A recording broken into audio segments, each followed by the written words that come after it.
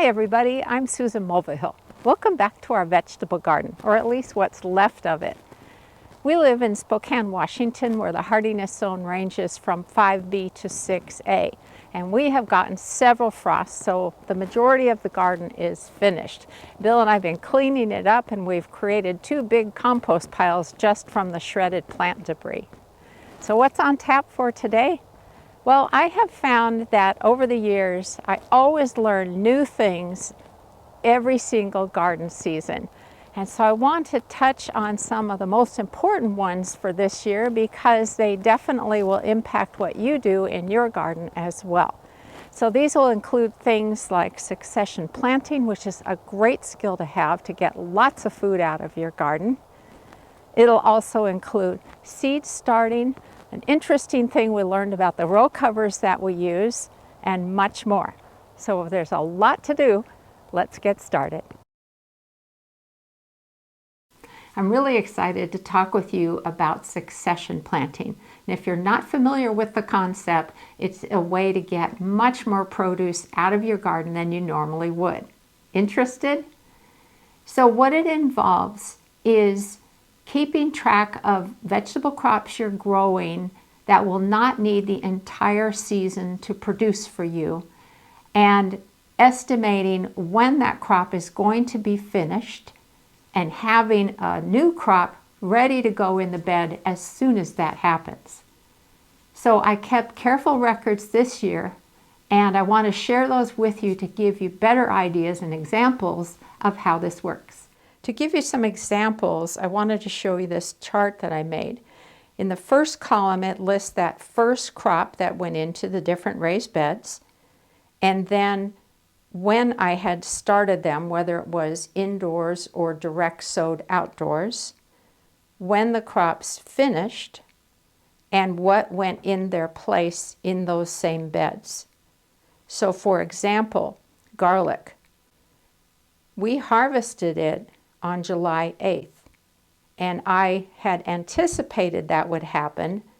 So on June 15th, I started a flat of corn seeds so that they were completely ready to be transplanted into that bed on the same date, July 8th. And the corn finished producing on September 12th, which was a few weeks before we started getting frost. So that really works well. I also wanted to mention that succession planting can work in reverse.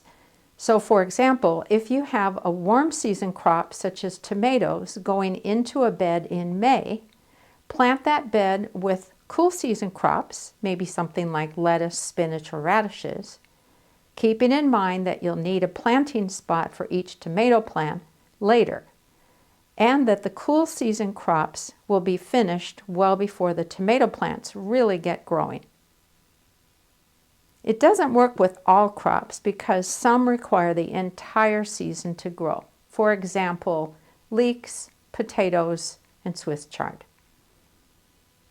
But I'll tell you what, it is such a treat to have larger harvests from the same amount of growing space. I love using row covers to protect certain types of crops from damaging insects, such as leaf miners, aphids, cabbage worms, and so on. And the thing that I love about row covers is they create a physical barrier over the crop you're trying to protect. And I don't have to use any sprays. Now, I would only consider using organic sprays as it is, but if I don't have to even use those, so much the better. So the first type of row cover that we've used for years is known as floating row cover. Some folks know it by the brand name of Remay. It comes in all different widths and lengths and so on. And as you can see, it's covering the crop over some hoops. And the only thing I don't like about it is that you can't see through it. So if you're walking past a bed that's covered with floating row cover, you really have to pull off the cover in order to see how the plants underneath are doing. A couple of years ago, I had heard about agricultural insect netting, and I thought, gee, I want to give that a try. I bought it from a website called gardenport.com, And the thing that I absolutely love about it is that you can see how the crops are doing without having to lift the cover. I think that is fabulous. Now the mesh is very fine. We haven't even had aphids go through them, so that tells you something, and it is extremely durable. So I definitely want to keep using this, but we ran into an interesting problem and I wanted to share that with you. A few years ago, Bill designed a hinged raised bed cover, and it was a do-it-yourself project for my book, The Vegetable Garden Pest Handbook. At the time, we used floating row cover as the material over it, and it worked absolutely great. But again, I didn't like how you couldn't see through it, and of course that means you need to lift the lid to see how things are doing. Not that that's a big deal. But when we learned about agricultural insect netting, we thought, hey, how about we use that instead of the floating row cover, and it'll be the best of both worlds. When we put the agricultural insect netting over the frame of the cover, we stretched it very tightly because we thought that would look very nice and finished. So here's what happened. That is not going to keep insects out, is it? So we believe that because we get such hot summers, the black poly pipe heats up quite a bit, and because this was stretched across it, it actually melted a line of the netting. Not good. So what we're going to do is replace the netting but keep it loose to avoid this problem in the future. And again, think back to the broccoli bed, which is also over black poly sprinkler pipe, but it's very loose and it never had any kind of problems with melting. So if you're going to make a cover like this, don't pull the netting tightly over it. Let's talk about spring planting for a moment. Here we are in zone 5B and we get very cold winters. If we get some brief warm-ups, it's easy to get carried away and start plants sooner than they should be, especially if you're planting something directly out in the garden. So there is a website that I wanted to recommend to you. Go to the National Gardening Association's website and click on the Useful Tools menu. If you look at the third item, it says Frost Dates Lookup, and that's for first and last frost dates. So what you do is you input your zip code, I'm going to use mine here, and continue, and then this gives the probabilities of frost both for the fall and for the spring. And of course, at this moment, I'm talking about in the spring, but this can be such a helpful tool. I posted about this on my website quite a while ago, and I could not believe how many people said, wow, this is so accurate for my area. So I just wanted to mention that as a helpful tool. And certainly fall frost dates, the probability of certain temperatures is listed here. So I definitely recommend this website. I have a tendency to be pretty thrifty when I'm starting plants from seed, and that means I usually plant exactly what I think I'm going to need. But if seeds don't germinate well, or if there's a problem out in the garden, I'm back at square one, and that happened to me this year. So Bill, who is a great grower of peppers and other things, said, you know, I always start extra seeds just in case, because he can share them with another gardener if he has more than what he needs. So I need to do that starting next year. I learned that pelleted seeds have a shorter shelf life or viability. Some seed suppliers offer pelleted seeds to make them easier to handle. And if you look at this photo, you can see pelleted lettuce seeds on the left and regular lettuce seeds on the right. That's fine for crops with small seeds, but don't buy huge quantities just to be on the safe side. I'm crazy about Bower leaf lettuce, so I bought a larger packet.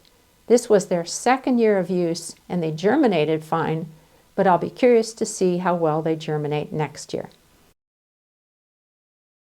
I love growing all kinds of flowers for our garden, and I tend to stick with the easy stuff such as zinnias, cosmos, and nasturtiums.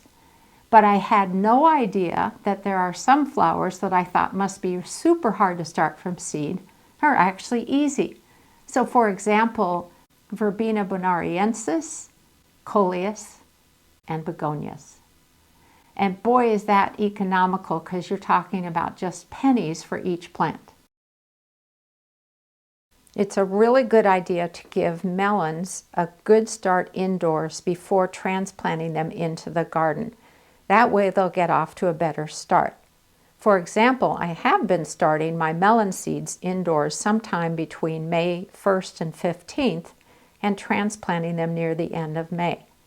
I'm going to start the seeds in late April and see how they do. The other thing which I want you to notice in this photo is that as the melons start developing, always rest them on boards. This year, I had a problem with melons that were lying on the soil surface, and guess what was happening on the undersides? A whole bunch of pill bugs were burrowing into the melon and caused a lot of damage. Ugh! So always put them on something as they start growing. Just to the south of our main vegetable garden, we've got 4 raised beds back here. You'll notice the trees. And when we first created these beds, everything grew beautifully in them, as you can see by this photo. And then over the years, plants really started struggling. And we thought, what the heck is going on? Well, we did a little exploration into the different raised beds, and they were just infiltrated with tree roots because there had never been a water source back here before. And boy, they just hightailed it for the water, and it was at the expense of the crops growing in the beds. We tried pulling all the roots out and putting down extra weed fabric, and it resolved the problem for a couple of years, and then we were right back to square one. This year I grew pumpkins and winter squash and summer squash back here. They were pathetic. So I am not going to plant veggie crops that love the sun in this area. The 2 things that I want to share as take-home messages are: always try to grow your vegetable garden in the sunniest spot that you've got, and try to be as far away from trees as you possibly can. I know I probably harp on this, but the only way, well, for the most part, that I'm going to remember to change up how I do things is by writing them down. I'm using this 5-year journal, which will allow me to make comparisons over the years to see what's growing or happening on any given day, and the tips that I want my future self to remember. Always remember that we can learn so much good information from other gardeners and share what you have learned with others as well, because that's how we become better gardeners every single year. It makes all the difference. Thanks so much for watching today, everybody. Happy gardening.